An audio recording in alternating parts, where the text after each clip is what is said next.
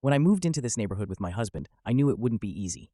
People stared too long. Conversations stopped when we walked by. But I didn't expect an all-out war launched by the woman across the street. Her name was Margaret, but everyone whispered Karen. She wore pearl earrings, always had a clipboard, and somehow knew everything that went on in the HOA, even things not meant to be known. At first, it was small. Petty letters about our trash bins being too visible. A warning about our welcome mat being off-brand. Then, when she found out my husband was African, the gloves came off. She called the HOA about strange cooking smells. Reported suspicious activity when my husband gardened in the evenings. 3 times, she called the police, claiming loud arguments. We don't argue. He meditates. I journal.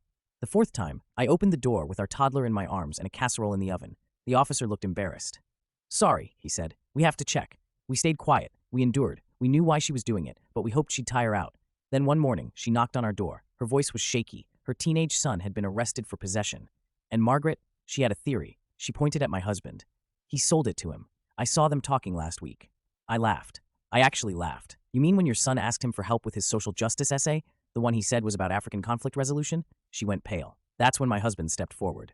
Calm, dignified, the way he always is. He handed her a printout. His bio. Former peace negotiator. Twice nominated for the Nobel Peace Prize. Honored by the UN. Lectured at Oxford.